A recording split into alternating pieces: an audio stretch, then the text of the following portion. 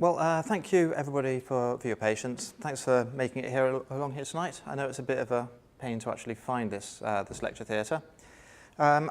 Just want to give you a brief overview of what I'm going to be talking about tonight. First of all, my name. I'm Tom Johnson. I've been a software developer at LMAX for about 3 years now. You may remember us from such hits as The Disruptor. And whilst we are a company that's very focused on delivering high-performance software, that really wouldn't count for a great deal if we couldn't deliver it reliably, quickly, safely. And as such, we spent a lot of time working on the way that we approach testing and trying to refine the way that we do it. And one of the things I've noticed over my time at LMAX is a theme running through some of our tests that I haven't heard many people talking about. So I'm trying to offer a bit of a perspective on that. So what we're going to be talking about. We're going to be talking about what I mean when I use the phrase testing without examples. We're going to be talking about how we found it useful, and that's all going to be based around anecdotal examples, real-world situations we came across, and the solutions we applied, but not necessarily all in that order. What we're not going to cover here is where you should write the tests. We're not going to tell you how you should write these tests. We're not going to have any sentences with the word should in them, because that's not really what it's about. And we're not going to talk about any consistency in our approach either. So let's start off with a fairly basic example. This was a situation that I came across when I'd been at LMAX for about 6 months, and I was doing my first work as release support. I'd heard stories about releases not going brilliantly in the past, where things had gone wrong mid-migration or things like that. So I sort of like pulled up my wellies, and I was prepared for things to go fairly horribly. And on the day, we went there, we pressed the button that does our one-click release, and it went from beginning to end, as expected, absolutely fine. So I thought, great, we've done well. And we sent a few messages through the test system and immediately got a null pointer exception in the core of the system. This was not great. We spent a bit of time to understand exactly what the problem was, exactly how we needed to solve the problem, worked out a quick version of the code fix, and then, of course, being responsible developers, we rolled back and made sure we had a chance to think about it again in the cold light of day on Monday. But let me give you a bit of an idea of exactly what was going on here. So it wouldn't be a proper LMAX talk if we didn't have a diagram of our architecture. This is what I've come up with. It's a little bit simplified. Basically, we have the core of our system, which is a big black box of state that does maths. And then we have things that go in, and we have things that go out. The key word from that big black box of state is state. It's very stateful. Every instruction we process, the result is determined not only by the instruction going in, but the entire history of instructions going in before that as well, which makes things annoying to test, but we'll get onto that point later. The point here was that that state changes as we change our business logic, as we develop new features and so on. And what had happened in this situation is this state, which is all held in memory, and when we shut down the system, we write a snapshot of the memory state. We then load that back up later. The serialization which does that snapshot was not dealing with a new piece of state within another piece of state within a widget somewhere in the system. So, why did this happen, and how can we prevent it happening again? Well, whenever you have an issue happen, then that's evidence that you're missing a test. So we wrote the test, you write the test, you ensure it passes, and then you address the bug. So we wrote the test. Whenever we make a widget, we can serialize and reload original state. This wasn't just writing the test. Obviously, serialization, core of what's going on, making sure we have consistency from time to time. We had a test for serialization. It built up a lot of state, serialized it, loaded it up later. The trouble was that as we were adding new features, we weren't necessarily adding the new state created by those features to that test. So we write the test, we fix the thing, we move on. The only problem is that the root cause of the missing test is exactly the same root cause as the bug in the first place. We didn't consider that we needed to do this. It's a cross-cutting concern of the system. It's not really a feature of what's going on. So really in this area we should be more careful. When we're working in a system that's got serialization, then we should have known that this was something we needed to do. Now I find this statement a little bit problematic, because on the one hand it's true, but on the other hand it's supremely unhelpful. It doesn't tell us what we could have done better. It doesn't tell us what we should do in the future. It just says you were wrong. Now we could take some deeper questions and say, okay, something obviously went wrong. Was it that the developers weren't paying enough attention? I'm just going to dismiss that out of hand. A culture of blame, antithetical to a culture of improvement. You've got to assume that people are professionals doing the best job. Is it a problem with our requirements process? No, this isn't a requirement of that particular story, any more than anything else. It's always true. It's an implicit requirement rather than an explicit requirement, and trying to detail that for everything we do in that area would have been overkill. Is it a problem that we didn't have enough documentation around the area? Not really. It's fairly apparent that we need this. It's just that it's something people overlooked on the day. Could we send out a reminder telling people it's very important to do stuff about this? Well, people already knew. Emails around this sort of thing, they're transient. People don't always read emails, and when they do, they forget them, and then people join after those emails are sent anyway. Could this have been caught by code review?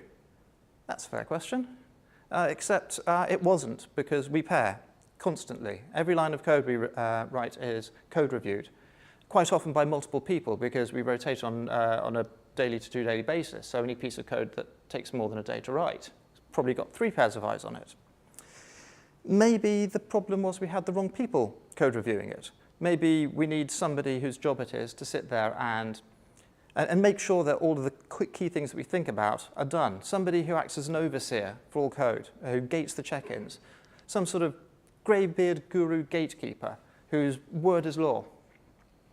And some people say that this sort of thing is not necessarily good for culture. But we have a guy like that. He's got a great eye for detail. He's got a job for life. He's not very imaginative. We call him Jenkins. Now, obviously, he can't catch everything like this, because he didn't know about this, he didn't look for this, he didn't catch it in this case. Same's true of any of these Greybeard guru gatekeepers. It's just Jenkins doesn't take it so badly when you tell him. So let's have a look at what our test was. We don't actually really want to test that when we make a widget, we can serialize and reload state. It's a proxy for the real test. The real test that we would ideally like to write is that when we do anything, we can serialize and reload the original state. So how do we do this? And some of you may be a bit ahead of me and think, ah, yes, I know what he's talking about. He's talking about property-based testing. Now, very loosely, property-based testing is this. You generate a bunch of inputs, and then you generate a bunch of properties that you expect to be true, and you run your input through your cases and make sure that all those properties are maintained. That's a generalization. It's a simplification. There's more to it than that. There's some frameworks out there that are getting very popular around this. It's very popular in the functional programming community. Now, this is a really, really brilliant way to solve certain problems, but not this one. And there are reasons why. I'm going to caveat this by saying I haven't really used this in anger, and it may be the objections I raise there are solutions to within that community. But looking at it in terms of thinking, is this something we want to take on to solve this sort of problem, we came up with the following objections. Firstly, if we're going to generate a bunch of inputs randomly across the various sorts of inputs we can give them, statistically, everything we do would be rejected. We would never generate any useful state at all. We would just have things going into our system saying, nope, that's not valid. We could try and handle that case by starting to inject domain knowledge into how we construct these things, start introducing dependencies between the way we set up the various things that things are dependent on each other, so that we basically encode the domain as it is in what we're doing here. And that still wouldn't be very useful, because it's not just about individual inputs, it's about combinations. We want to see what happens when somebody places an order and somebody else matches that order. So then we need a generator which comes up with the right combinations of things that lead to interesting states. And we end up basically heading very much towards the case of writing standard tests. And particularly, we encode domain knowledge in the generators, and that means that they become out of date when the domain changes in the exact same way as our previous serialization test where we just create a bunch of state becomes outdated. So that didn't really work for us. We might want to try an approach like design by contract. And calling this a testing approach is not really fair. It's a design methodology, and it covers a wide range of things. Their entire language is built around the principles of design by contract. But the part of it that we care about is this sort of logic, where in the actual code, we document what we expect going into a method, what we expect coming out, the state changes that happen, and we can assert the preconditions, and we can assert the postconditions. And so that might include, for example, every time a message hits our service, we then make sure that we can snapshot and restore to the same state. But that's a bit of a problem, because actually snapshotting and restoring an entire running service is not an easy thing to do within a test. If we do it on every instruction, that's probably way, way, way too granular. But if we start to do it, there is no attachment point higher that's available within the service. Having the service try and validate itself like that is difficult. And also, the service doesn't really know how to compare itself to another service. That doesn't really make sense. So again, this is a great methodology, and we use these sorts of principles. Like I say, this is not the entirety of design by contract, but we use these aspects of principles elsewhere in our systems, particularly to validate our tests as they're running. But no, what we did was we took a little think about what it was we were trying to do. Because what we want to test is that when we do anything, we can serialize and reload original state. But this problem is clearly intractable. It's not going to happen. So let's think about what we actually really care about. We don't really care that literally anything. What we really care about is making sure that when we do anything interesting, we can serialize and reload original state. What do I mean by interesting? Well, it's a subset of problems which we feel can handle, but cover the cases that we care about. Now, we're kind of lucky here in that we already have a list, a predetermined list of the cases which we care about. It's called our test suite. So if we can find some way of attaching this assertion to our tests, then that should basically cover all of our things. It's not going to cover the marginal cases like what happens if we deal with LMAX +1 and those sorts of cases. But it's going to cover all the logic that we introduce. And so that's roughly what we did. All of our service level tests exist in a particular framework. We extend a given class, which sets up the initial state of the service and provides us with some useful DSL to make it easy to manage, which is great. And then what we do is we just put something in the teardown for that base class that takes the state at one end, which is a Java object, snapshots it, loads it into another Java object, and then does a deep reflective equals on the two, which is quite computationally heavy, but it's not that bad, actually, generally because we haven't set up that much state. And this is a methodology which I like to call putting assertions in test teardown methods, which I'm not sure is going to catch on in and of itself. But I haven't come to you tonight to talk about the revelatory technique of putting assertions in test teardown methods, because that's not really the point. The point isn't how we did it. The point is what we achieved and what we were looking to achieve. And if we have a look at this particular methodology, you can say, OK, it's got some costs. It requires that all the tests use the common framework. If it wasn't set up like that, we wouldn't have been able to do it. It requires that all features are tested using that framework, which you could say that's a bit of an ask, but with the DSL there, it's by far the fastest way of developing. It makes sense to encourage people to use it anyway. But what it gives us is it's something that runs quickly. We can debug it. We can get in there. We can do very quick iterative cycles. It fails specifically, and this is huge because this is something that property-based testing doesn't give you. When one of these tests fails, it fails with a name, and it tells you what you're trying to do in business terms when it breaks, which is fantastic. And you can triangulate it because it's right next to tests that are doing other similar business things that don't break. So you can say, oh, right, when I try and place this order like that, it breaks, but like that, it doesn't. And that is really, really useful in terms of sorting it out. And furthermore, and this is the best bit, it's free. You've got the test framework there, and I'm talking here, of course, in terms of developer time, which is really all we care about. The runtime is a marginal cost, and just anecdotally, the marginal cost made us think about runtime, and we spent half a day parallelizing tests, and at the end of that process, the tests were twice as fast as they were before. So that's what it does in terms of this specific approach. But in terms of the bigger picture, this is not just testing the features we have, it's testing the features we will develop in the future.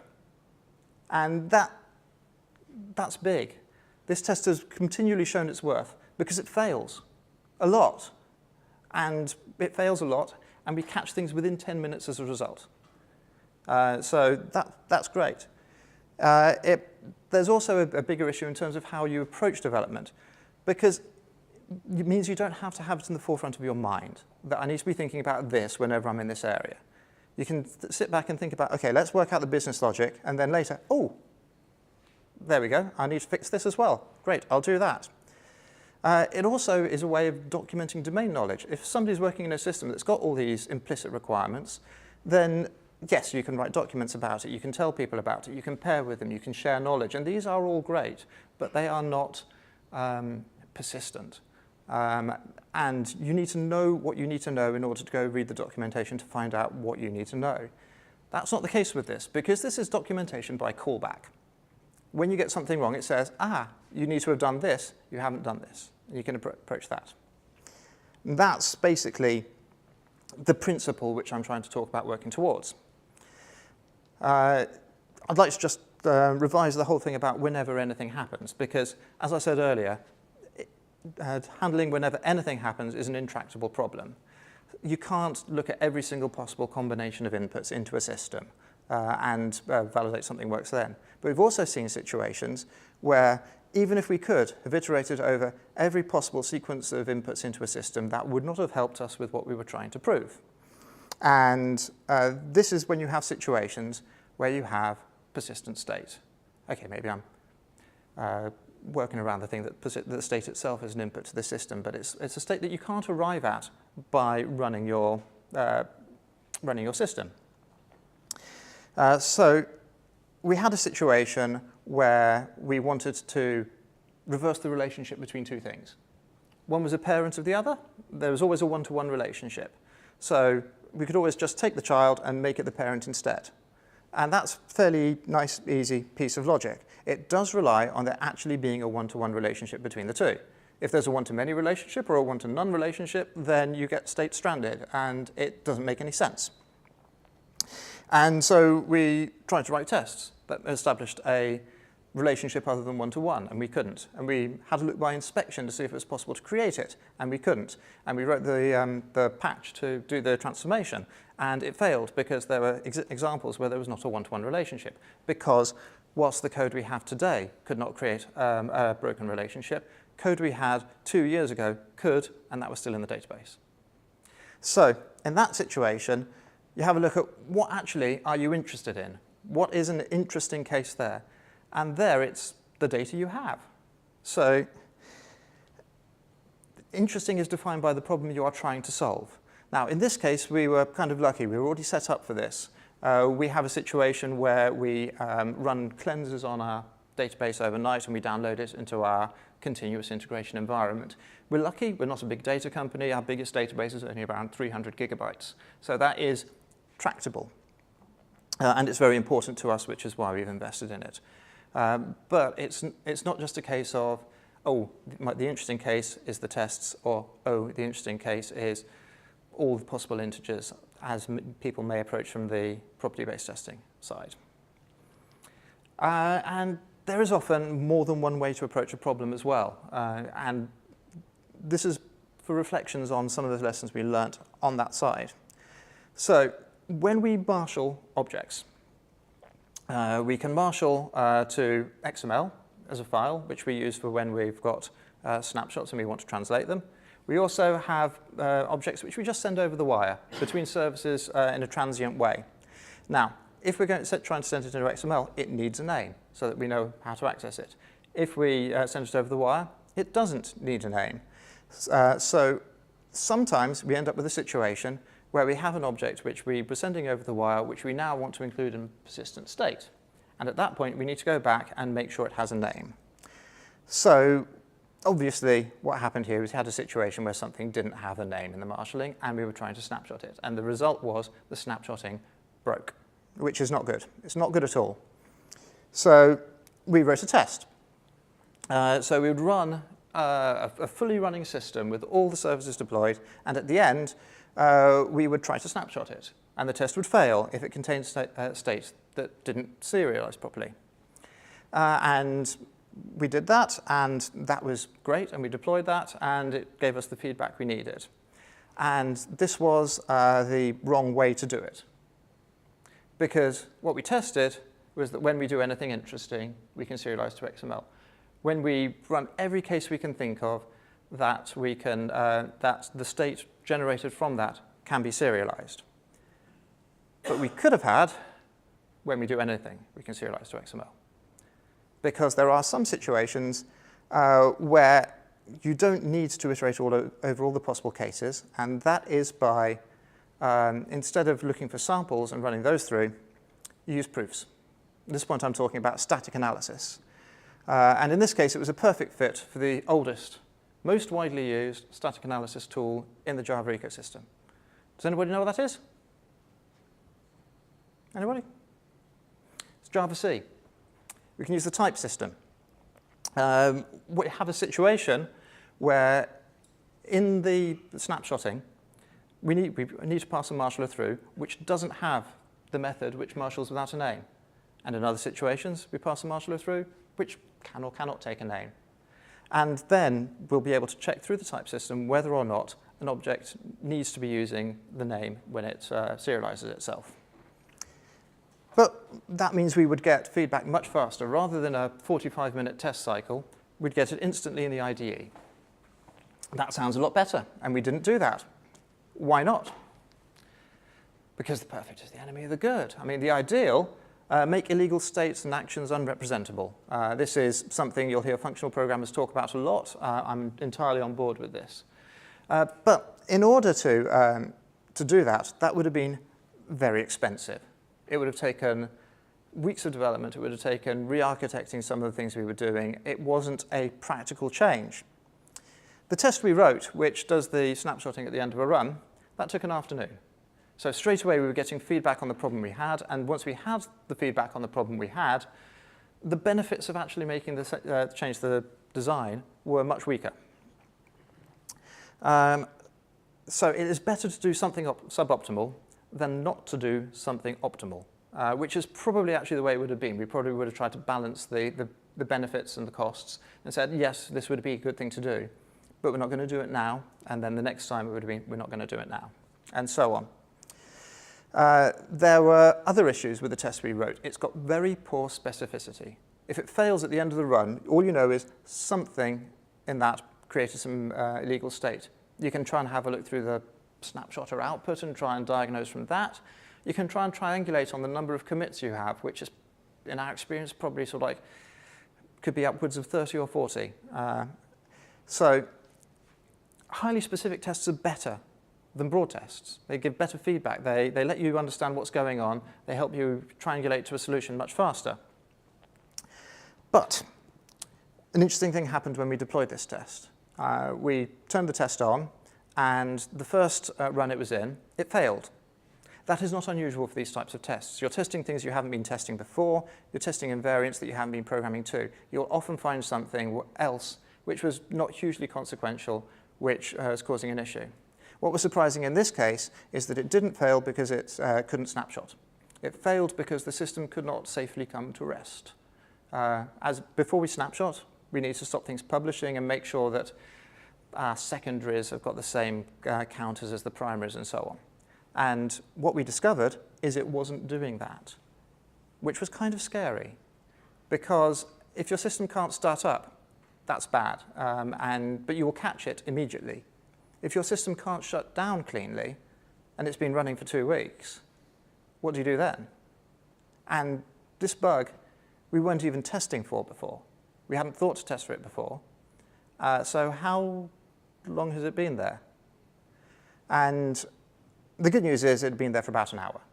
So it was quite easy to triangulate on it and fix it and so on. But we didn't know that. If we'd introduced that test a week later, then who knows if we would have caught it before it went to production. Might we have caught it in our staging environment? Possibly. I can't remember exactly what checks we had in there at the time.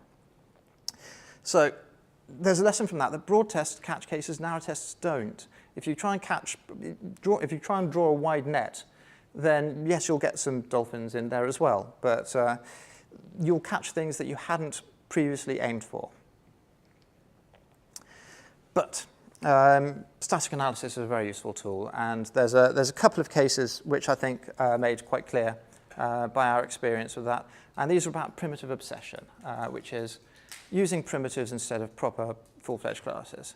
So let's talk about how to represent decimals in Java. The one thing which I'm sure everybody's agreed on is that floating point things are inappropriate. You can't exactly represent 0.1 even, which is not good if you're trying to deal with money. 0.1 plus 0.2 does not equal 0.3 in Java or anything using IEEE floating point implementations. So floating point types are wrong. That's a given. What's often recommended in their place are big decimals. Now, there's a slight problem with big decimals, which is they're garbage. And when you're trying to write a latency-sensitive system, you do not want garbage collection cycles on things you're doing a lot of maths with. When I say they're garbage, I don't just mean they generate garbage. They're also slow because they're complicated and have lots of indirection. They're also unwieldy. You can't even use mathematical operators on them. And they're also just plain weird. Two big decimals representing the same number are not necessarily equal. So if we're trying to represent decimals in Java, we need a nice way of representing non-integral types. And of course, the answer is integral types. And we do this using fixed point notation. So we quantize things, for sake of a better word. If we want to represent prices down to 1,000th of a penny, we say that 1,000th of a penny is 1. And we use that throughout. So if we want to represent £100, then I've suddenly got to do some maths. That's 10 million. And so on. And now, this is not general advice. This works very well for us because we have particular requirements. We need to be fast. We need to be consistently fast. And big decimals are a perfectly appropriate representation in a lot of cases. We are losing modeling,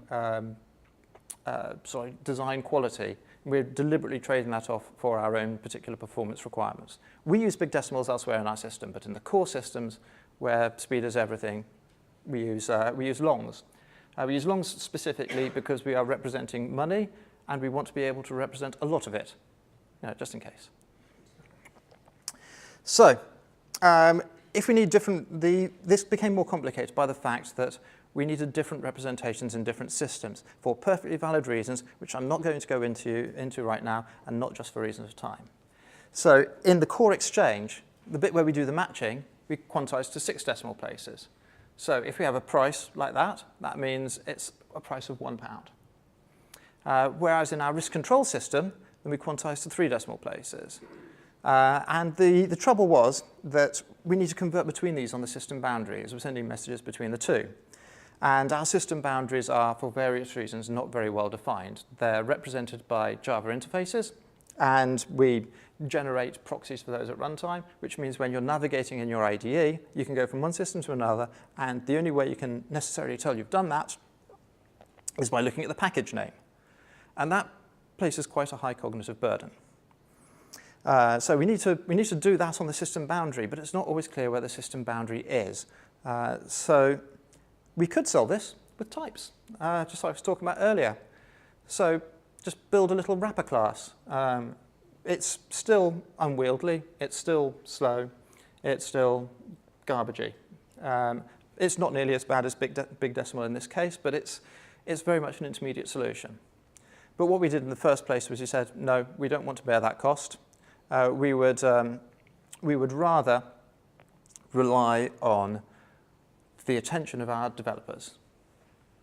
And that was fine when we were a small team and everybody was very aware of these things and had gone through the decisions to make these decisions in the first place. But as time went on, this became a higher and higher burden. So we found another way of going about it, and we chose documentation. So we would annotate them. We'd create annotations to keep track of what's going on. So fix num 6, fix num 3. We can tell, okay, now what we're dealing with at any one particular moment in time. You can just go pop to the definition. Yes, that is quantized to 6 or quantized to 3. Lovely. Now it's not a huge improvement, but it makes local reasoning possible, which is a huge difference. Instead of having to look at where you are, you just look at what you have. The responsibility for correctness is still on the developer in this case. So it still needs to do that on the system boundary. But this turned out to be a very fortuitous choice in the long run, because then along came something called the checker framework. And the checker framework is a compiler plugin for Java's 7 and above. I hope everybody here is using Java's 7 and above. Good. Which allows you to perform additional type checking based on annotations. With no runtime cost, it's entirely compile time, so that's exactly what we wanted. So before, if we had two prices, and they're annotated as one was quantized to 6 and one was quantized to 3, tried to assign one to the other, the customer would get very upset because he was trying to sell at £1,000 and he only sold at 1. But after, we get a compiler error. And that's exactly what we want. So it turns something which was a big source of stress, a big source of having to concentrate really hard, into something we can just completely offload to the machine. Here's another example. So this is talking about our API. So we have a UI which consumes stuff from our API, and request here is simply a marker interface to say this is something that we'll send out to our systems. And this is a really straightforward example. We're trying to request balance for an account ID, and that produces that, and then that's handled by our JavaScript. What type is 23 there? Anybody? Is it a long? No. Hmm? No, you can when it comes to the JavaScript, because in JavaScript there is only one number type, and that is number. And number means double. And that's fine when you've got an ID like 23. Slightly less fine when you've got an ID like that. Because I've tried that one. If you try to convert that into a double and then back to a long, you don't get the same value. And that is, you can say that's, that those sorts of imprecisions are a bit of a pain in the neck when you're dealing with money and you get a rounding error. You don't get rounding errors with IDs. So what we actually need the code to look like here is we need to treat that as an ID and have it something which can represent it precisely. And in JavaScript, the best way to do that is with a string. And that's fine. We shouldn't be treating this as a number. We use a number because it works very well in our core services, and that matters to us there, and we have consistency throughout our system. But it's not a number in that we can do maths on it. It's just a label. So let's think about what it is, how we would actually test for this sort of thing. I mean, we know that the JSON data types are string, number, Boolean, list, object, and null. We can represent all of the Java types you could possibly come up with those. Object is a great catch-all for us. In terms of the things that we can't precisely, it's the other primitives. And we can precisely represent any other primitive other than long. So we could, given that our requests exist purely to be converted to and from JSON, and our JSON conversions are requests, we can say that requests should not have fields of other types. And we can say specifically, requests should not have fields of type long. So how can we write a test like that? And the answer is, well, the answer that we came up with was we used FindBugs. FindBugs is a tool that's used by a bunch of people. It's got a whole bunch of predefined detectors for things that are wrong. what a lot of people don't get into is it's quite easy to write your own tests for find bugs. The API is a little bit unwieldy, but it's really not too bad. I mean, there you go. Lovely. That's basically a one-liner. That's what one-liners often look like in Java, unfortunately. But yeah, so if a field is a long in a response, report a bug. Simple as that. There's also some XML, which I haven't included because my fonts don't go that small. So let's also think about some other things, because it's not always just thinking about your code. And this is a case, I'm going to pick on the JDK a little, and you might say, actually, that this is my own fault in due course. But anyway, we have a system which was doing some system monitoring. And it did that system monitoring by looking at files in the virtual file system on Linux. So all we wanted to do was get a file which contained a single number and report that. And file handling in Java is a bit of a pain in the neck, until Java 8, when you can do things like this. I mean, that is actually a one-liner. It's only not a one-liner here because I've blown my font up huge. So we get the lines of the files, we pick the first line, we turn this into a double, and if not, we return a sentinel value of -1. So we had this in our system, and that was running once every second to get some details and set it out on a number of different metrics. Can anybody tell me what the bug is here? No? Hmm? You have a long in the declaration and returning a double? There's no characters? That is a fair point. That's not what I'm looking for. There would be an implicit conversion. No, the problem is files.lines opens a file handle and does not close it.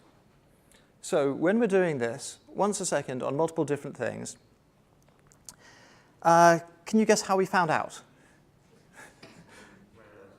We ran out of file handles, yes. I mean, it would be lovely to say that we found out because we read the documentation and made sure that we were following it properly. But the thing is, let's be honest, we don't always read the documentation, and frankly, nor should we have to. If something's presenting a nice, straightforward interface like that, you can reason about it. I'm not giving it a file. Why should I have to close a file? I'm giving it a terminal operation. I'm not leaving this to hang around forever. There have been big arguments about this particular case and its philosophy of streams versus this particular one case.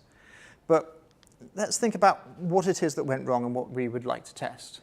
Now, ideally, what we'd like to test is that the stream from files.lines is closed. This should be quite straightforward. There are a bunch of checks for things that open resources, and then it tests that they're closed for you.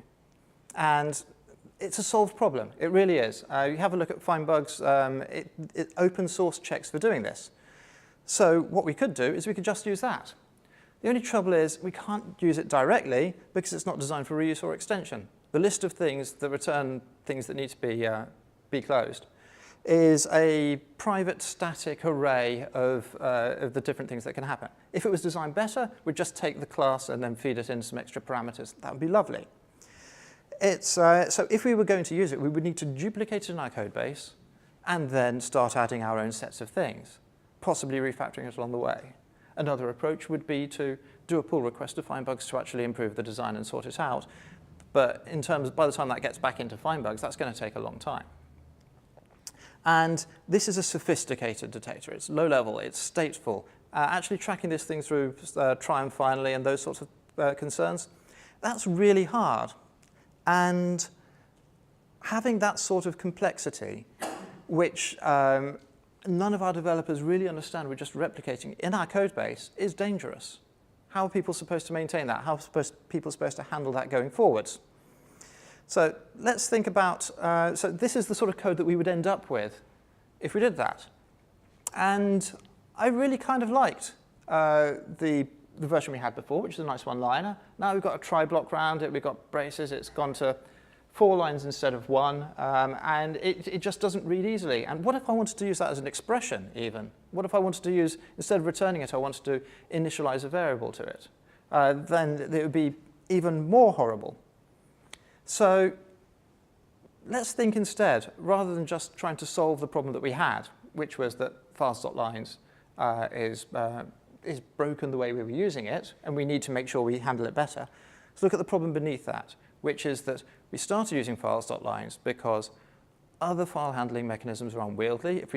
If we try and go to this, then we're not entirely throwing the baby out with the bathwater, but it's only a marginal improvement.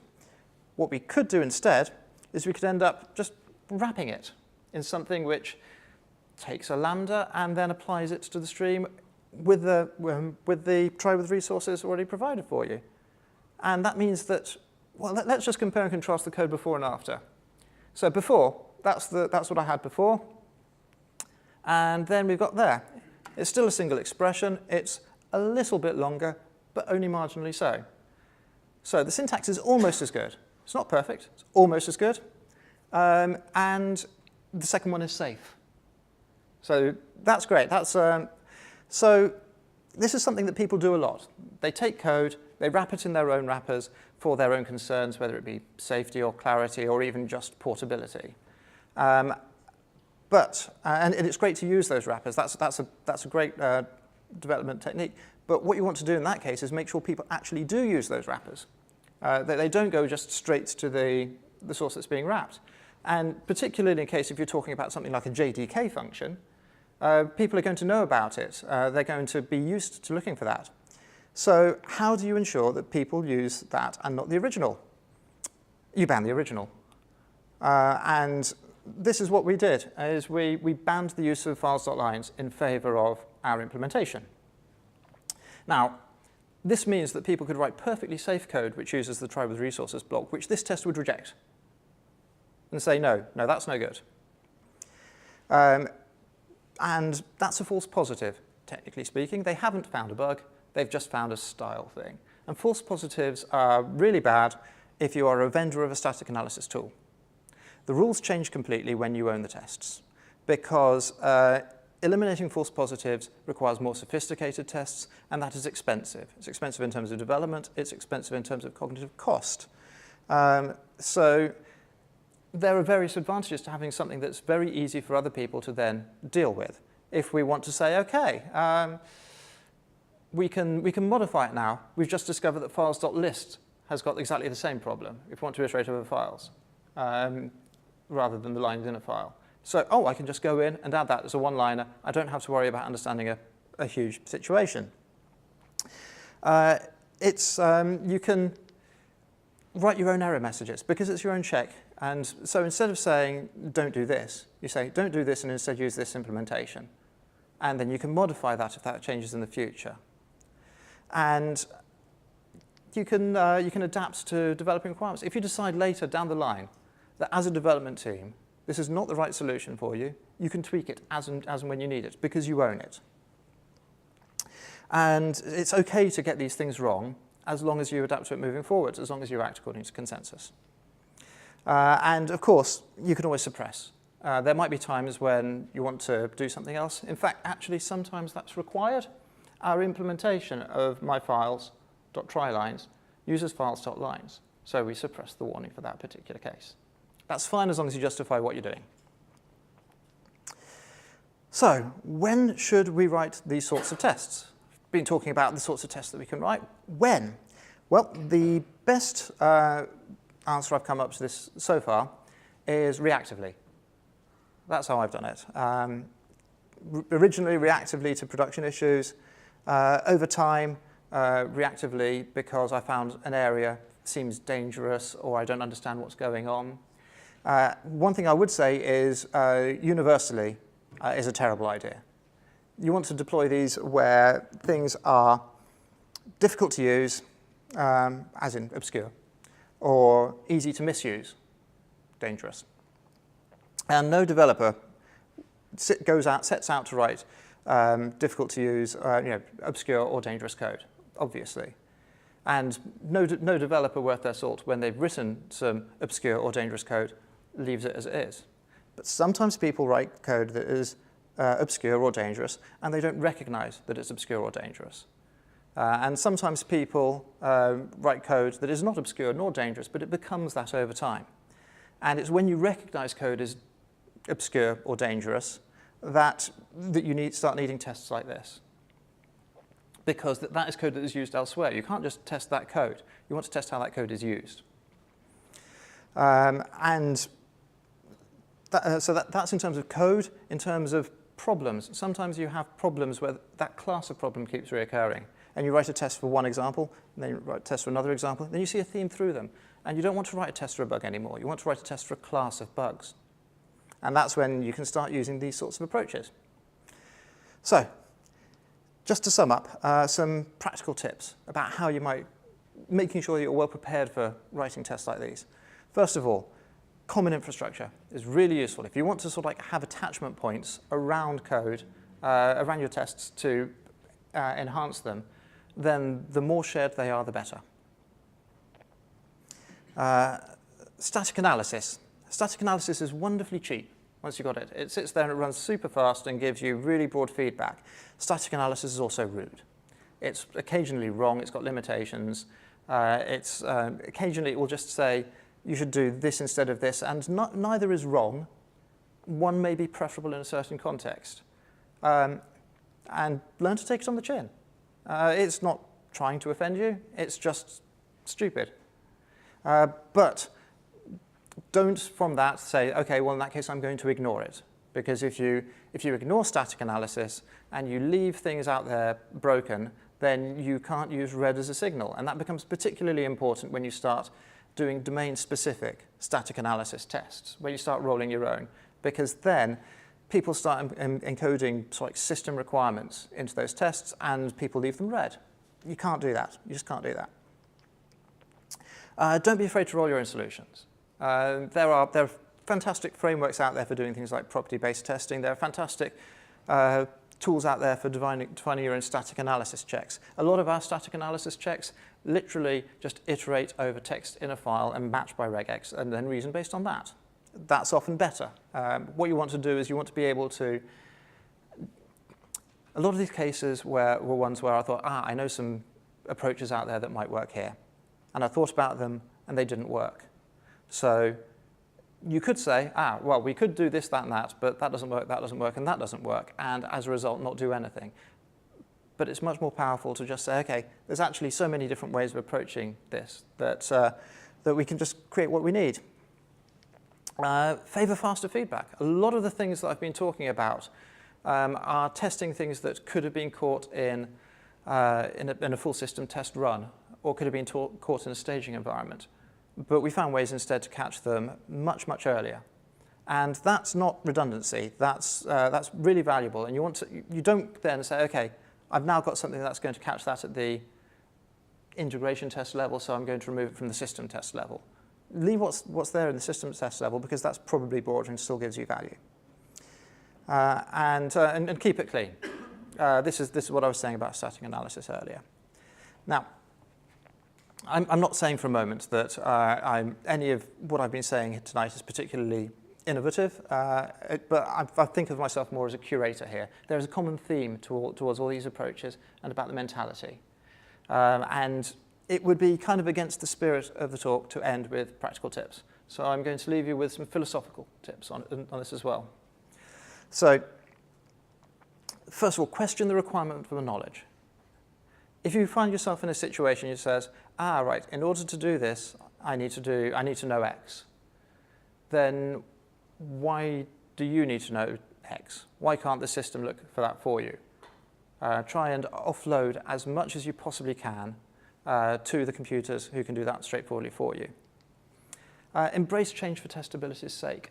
We had to change the way that we store data. We need to change the way that we represent state. We need to change some of our interfaces in order to make this work. We needed to unify DSL. We needed to do all sorts of things. But that is, this is not common, unique to this idea of testing without examples. It's a general testing concern, but it stands here. Similarly, capture learned lessons. If you find yourself bitten by something, think about the next person who's going to be bitten by it. They're still going to be bitten by it, but make sure they're bitten faster.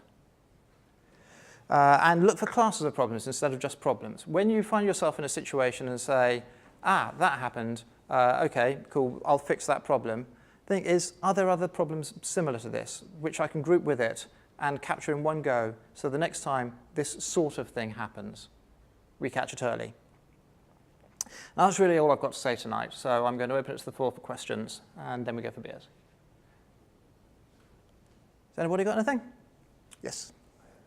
Sorry, I came in a bit late, so I didn't know what you've done before. But with the type, when you're talking about type safe search for primitives, Yes. did you consider Scala at all, or was that?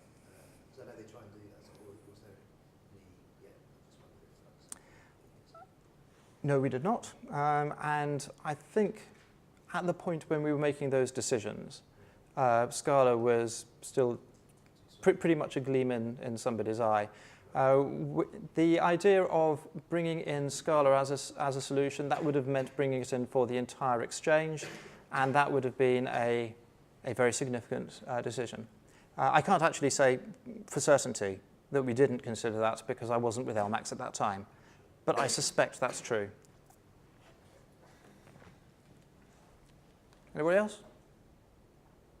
Oh, that was easy. Okay, we're done. Oh, excellent. Just with the Firebug stuff. Yes.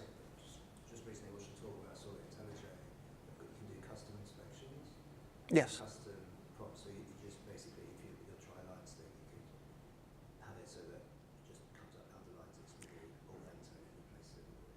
So that might be a good way of doing it. The one downside I have with IDE tools is it's not then caught in the continuous integration environment, which to me is the benchmark of is code good or not. If it's not caught in CI, I mean extra redundancy, fine. But it's there are tools to find bugs inspections integrated into IntelliJ, and in that case, I would suggest that's a greater solution.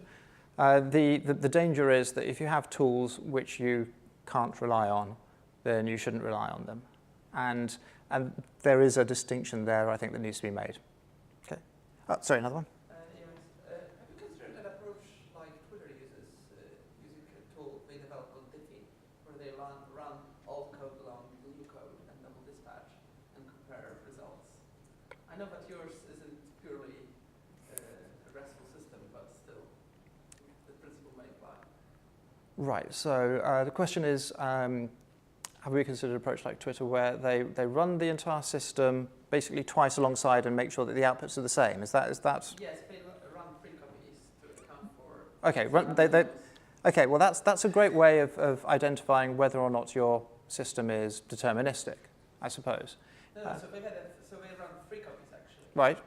One actually, so they have 2 copies of the known code. Right. What they trust, and 1 copy of the new code, which you verify. And they use those 2 copies to basically remove, figure out what is non-deterministic. Ah, right. Okay. So you basically have one thing which is sort of like a bit of a spoiler, and then you try. So the intent here, I presume, is to try and separate whether the 2 things are deterministic or not, or is it to detect regressions against the third? It's to detect regressions between the old version and the new one. Okay. So I mean that's. So basically, they compare new and old, Mm-hmm. but they also compare the 2 old ones to determine if the difference between new and old cannot be attributed to the non-determinism. Ah, right. Okay. No, we haven't, and I think that's an interesting sort of test, and I think it's quite a different sort of test to the sort of things I've been trying to talk about tonight. And I'm not sure how well that approach sort of fits for our system because, well, we're not the same domain as Twitter to start. But that's certainly an interesting thing, and it's worth giving a bit more. Wouldn't it have detected the issue from the first example? I can imagine it wouldn't detect the pipe-handle. No, it wouldn't have detected the one from the first system because the old systems didn't have that state in the first place. So we're talking about things which are entirely encapsulated within the system. So I suppose it depends to an extent on exactly what you're doing and how you're doing it. So that's a difficult case. I mean, maybe it's a case of if you have standard verifications at the end of running a whole bunch of tests, you can catch things like that. But you could do that if you just do one set. Having the parallel tests, I'm not sure would make a great deal of difference there. given that we run these tests repeatedly anyway. These aren't just one-off suites we run. Your try files, Yes. was that the use of files.list and files.lines detected by Findbugs? Yes. And the reason we do it with Findbugs rather than anything else is to make sure, if you just match across, as it happens, it's not my files.trylines. It's files.lines, but it's files.lines in our files rather than Java. So that allows us to, we don't get confusing text matches.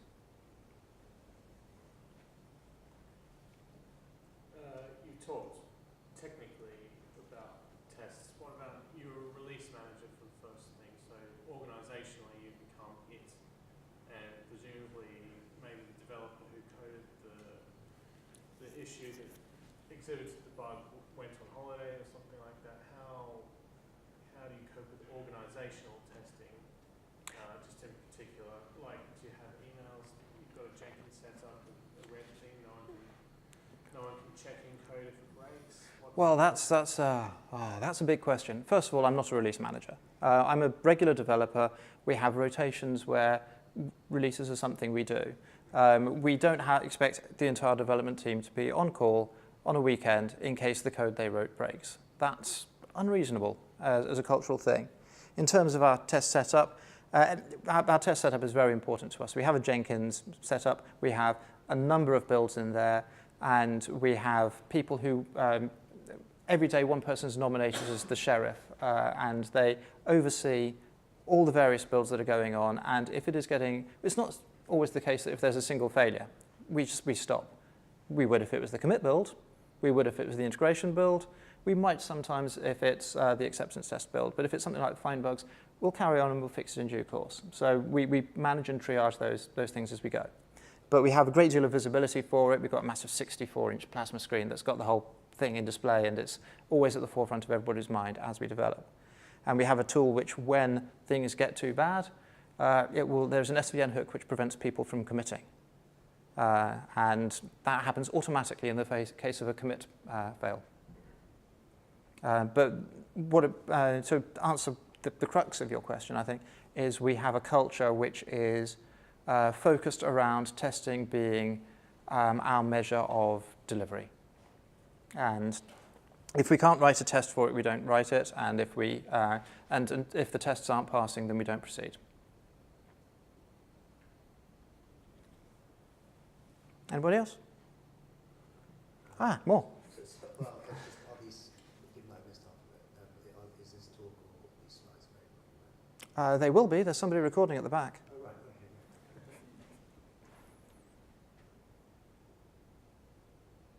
Yes? You just said if you can't write a test for it, then you won't write it. So what's your test coverage like? Is it close to 100%?